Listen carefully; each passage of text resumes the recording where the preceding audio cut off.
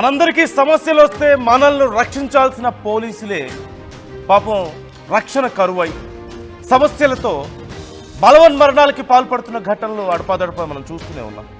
మరొకటి అలాంటి ఘటన చోటు చేసుకుంది. రాచకొండ కమిషనరేట్ పరిధిలో ఈ ఘోరం జరిగింది. ఒక మహిళా కానిస్టేబుల్ మనీషా బలవన్మరణానికి పాల్పడింది. మీర్పేట్ పోలీస్ స్టేషన్లో విధులు నిర్వహిస్తోంది మనీషా. గత వారం కుటుంబ కలహాలతో పురుగుల మందు తాగింది. చికిత్స పొందుతూ నాంపల్లి కేర్ ఆసుపత్రిలో మృతి చెందింది.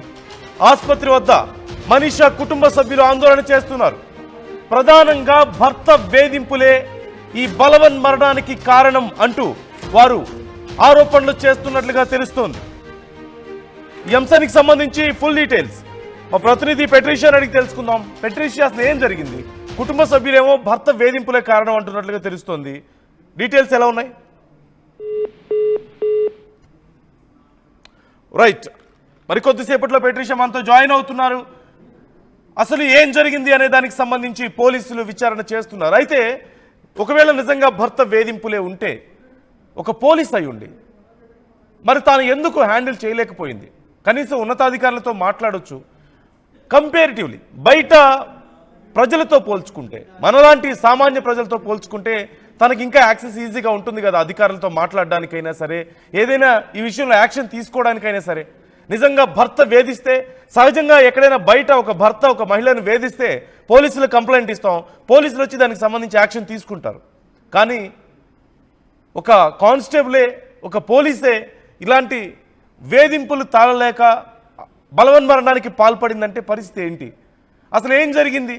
కుటుంబ సభ్యులేమో వేధింపులే కారణం అంటున్నారు. ఇంకేదైనా కోణం ఉందా తెలుసుకుందాం. మా ప్రతినిధి పెట్రిషియా జాయిన్ అవుతున్నారు. పెట్రిషియా, డీటెయిల్స్ ఎలా ఉన్నాయి? ఏం జరిగింది అసలు?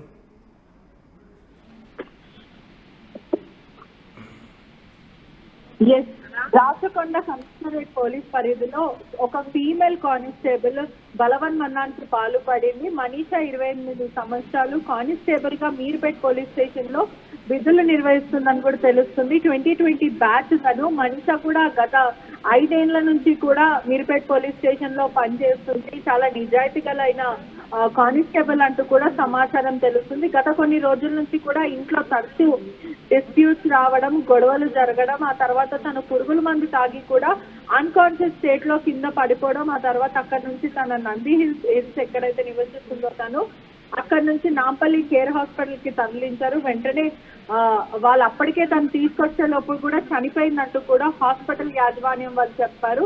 కానీ అప్పటికే తను పురుగుల మందు తాగింది. హాస్పిటల్కి వచ్చే సమయంలో కూడా కొంచెం తను అన్కాన్షియస్ స్టేట్ లో ఉండే, కానీ వైద్యం వికటించిందంటూ కూడా కుటుంబ సభ్యులు అనుమానం వ్యక్తం చేస్తున్నారు. అదే కాకుండా ఫ్యామిలీ వాళ్ళందరూ కూడా కేర్ హాస్పిటల్ వద్ద ఆందోళనకి దిగారు. భర్త వేధింపుల వల్లనే తను చనిపోయిందంటూ కూడా ప్రస్తుతం వాళ్ళు ఆరోపిస్తున్న సిచ్యువేషన్ కనిపిస్తుంది. ఎప్పుడు కూడా భర్త తరచూ వేధింపులకు గురి చేసేవాడు, అనవసరమైన మాటలు మాట్లాడుతూ తనని ఇబ్బంది పెట్టేవాడు. ఈ క్రమంలోనే తను తీవ్రమైన మనస్తాపంకి గురై చనిపోయిందంటూ కూడా ప్రస్తుతం మనకు వస్తున్న సమాచారం. కానీ హాస్పిటల్ వద్ద మాత్రం తను అప్పటికే అన్కాన్షియస్ స్టేట్ లో ఉంది, పురుగుల మందు తాగింది. అప్పటికే తను హాస్పిటల్ కి తీసుకొచ్చాం, తన ఊపిరి మాత్రం అలానే ఉంది, నాడి కొట్టుకుంటుంది. కానీ హాస్పిటల్ వాళ్ళు వైద్యం వికటించింది, వాళ్ళు సరిగ్గా వైద్యం చేయలేదంటూ కూడా కుటుంబ సభ్యులు ఆరోపిస్తున్నారు. కానీ ఏదేమైనా మీర్పేట్ పోలీస్ స్టేషన్ లో కానిస్టేబుల్ గా విధులు నిర్వహిస్తున్న ఒక ఆఫీసరే, ప్రభుత్వ ఆఫీసరే చనిపోవడం అనేది, ఒక మహిళా కానిస్టేబుల్ చనిపోవడం అనేది కూడా బాధాకరమైన విషయం. అంటే పోలీసులే ప్రజలకి ధైర్యం చెప్పాల్సింది, అటువంటిది వాళ్ళే చనిపోతున్నారు అని అంటే కూడా ఒక అంతకు బాధాకర విషయం అనే చెప్పొచ్చు. రైట్, అంటే అధికారులు కానీ మరి తనకు సంబంధించిన వాళ్ళు దీనికి సంబంధించి ఏమైనా డీటెయిల్స్ చెప్తున్నారా? మీర్పేట్ పోలీసులు కూడా తను ఎక్కడైతే కానిస్టేబుల్ గా పనిచేస్తుందో గత 5 ఏళ్ల నుంచి ఆ పోలీసులు కూడా ప్రిలిమినరీగా కేసుని ఇన్వెస్టిగేట్ చేస్తున్నారు. భర్తని కూడా అదుపులోకి తీసుకునే అవకాశాలు కనిపిస్తున్నాయి. ఇప్పటికే చుట్టుపక్కల ఉన్న వాళ్ళందరినీ కూడా స్టేట్మెంట్ రికార్డ్ చేస్తున్నారు, మఠం నిమిత్తం తరలించారని కూడా తెలుస్తుంది. Right, thank you Patricia. ఈ ఘటనకు సంబంధించి ఇంకా పూర్తి వివరాలు తెలియాల్సి ఉంది. ఏది ఏమైనప్పటికీ సరే ఇలాంటి బలవన్మరణాలకు పాల్పడుతున్న ఘటనలు రోజు రోజుకి మనం చూస్తున్నాం. భర్త వేధిస్తున్నాడనో, లేదంటే బాయ్ ఫ్రెండ్ పెళ్లికి ఒప్పుకోవడం లేదనో, ప్రేమకు ఒప్పుకోవడం లేదనో, లేదంటే ఇంకేమైనా కారణాలు. కానీ ఇక్కడ ముఖ్యమైన అంశం, సామాన్య ప్రజలకి సమస్యలుంటే పోలీసులను ఆశ్రయిస్తారు. కానీ ఆ పోలీసులే తమ సమస్యలను ఎందుకని తమ సమస్యలకు భయపడి ఇలా బలవన్మరణాలకు పాల్పడాల్సి వస్తుంది? తమ ఉన్నతాధికారులను ఎందుకు సంప్రదించలేకపోతున్నారు? చట్టాన్ని వాళ్ళు ఇంప్లిమెంట్ చేయాల్సిన స్థాయిలో ఉండి చట్టం తమకే సహకరించని పరిస్థితుల్లో ఉందా? ఆ చట్టాన్ని ఎందుకని వాళ్ళే ఆశ్రయించలేకపోతున్నారు? అవన్నీ పక్కన పెడితే సమస్య ఏదైనప్పటికీ సరే బలవన్మరణాలకి పాల్పడడం అనేది ఖచ్చితంగా అతిపెద్ద తప్పు.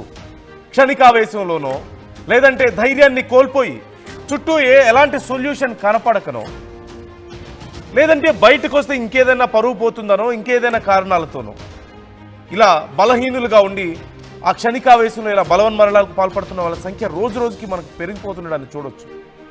మరీ ముఖ్యంగా ఒక పోలీసే ఇలాంటి బలవన్మరణానికి పాల్పడడం అనేది మరింత దారుణం.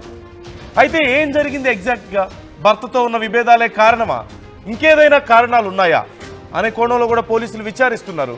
అలాగే ఆ భర్తని కూడా, మనీషా భర్తని కూడా విచారించబోతున్నట్లుగా తెలుస్తుంది. ఈ అంశానికి సంబంధించి మీ అభిప్రాయాలను మాతో పంచుకోండి. మనందరికీ రక్షణ కల్పించాల్సిన వాళ్ళకే రక్షణ లేదో అని భావించి ఇలా బలవన్మరణాలకి పాల్పడాల్సిన పరిస్థితులు ఎందుకు వస్తున్నాయి? ఒక పోలీసే ఇలా తమకు ఇక ఏ అండా లేదని, చట్టం కూడా తమ వైపు లేదనుకున్నారా? తన ఉన్నతాధికారులు తనకు సపోర్ట్ చేయరనుకున్నారా? కుటుంబం కూడా తనకి సపోర్ట్ లేదనుకున్నారా? ఎందుకు ఇలాంటి పరిస్థితులకు పాల్పడాల్సి వస్తుంది? గతంలో కూడా కొంతమంది అధికారుల పరిస్థితి మనం చూసాం. కారణం ఏమై ఉండొచ్చు? ఇలాంటి విషయాల్లో ఏం చేయాల్సిన అవసరం ఉంది? ఇలాంటి యువతులు అలాంటి బలహీన క్షణాల్లో ఇక ఏ ధైర్యం లేకపోతే, ఎలాంటి సపోర్టు లేకపోతే ఏం చేయాల్సిన అవసరం ఉంది? ఇలాంటి విషయాల్లో మీ అభిప్రాయాలను కూడా మాతో పంచుకోండి.